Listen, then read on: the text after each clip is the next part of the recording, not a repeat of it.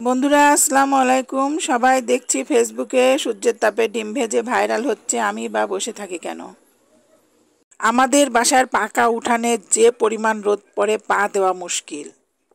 সবার মতো আমিও সূর্যের তাপে ডিম ভেজে ভাইরাল হব। কড়াইটা আমি রোদের উপরে 1 ঘন্টা আগে রেখে দিয়েছিলাম। এত গরম হয়েছিল যে কড়াই হাত দেওয়া যাচ্ছিল না। তেল দেওয়ার পরও আমি আরও 1 ঘন্টা কড়াইটা রোদের উপর রেখে দিয়েছি। আজকে আমি সূর্যের তাপে ডিম ভাজবই, যেমন কথা তেমনি কাজ। মেয়েকে বললাম নরমেলে থাকা একটা ডিম প্লেটের উপর ভেঙে দাও।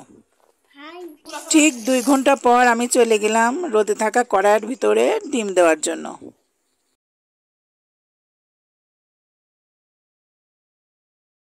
এবার আমি ডিমটা কড়াইয়ের মধ্যে দিয়ে দেব। ডিম দিয়ে আমি 1 ঘন্টা ঘরের মধ্যে বসেছিলাম। ভাবলাম ডিমটা দেখে আসি আর সামান্য একটু লবণ দিয়ে আসি ডিমের উপরে। লবণ দিয়ে সূর্যের তাপে ডিম রেখে আমি আরও 1 ঘন্টা ঘরের মধ্যে বসেছিলাম। মোট 2 ঘন্টা পর এসে দেখি একই অবস্থা ডিমের। সবাই ভাইরাল হয়ে গেল, আমি তো পারলাম না ভাইরাল হতে। চুলায় হাই হিট দিয়ে অনেকক্ষণ পর দেখলাম ডিমটা একটু একটু সাদা হয়ে আসছে। ফেসবুকে সূর্যের তাপে সবাই মাছ ভেজে ফেলছে, ডিম ভেজে ফেলছে, আমি তো কিছুই পারলাম না। বন্ধুরা দেখেন আমি কত জোরে চুলায় জাল দিয়েছি।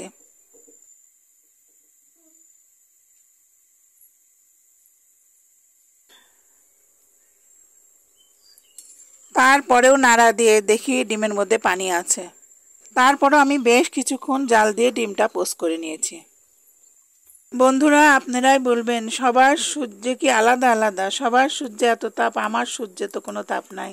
ডিম ভাজতে তো পারলাম না, আমি তো ভাইরাল হতে পারলাম না ডিম ভেজে।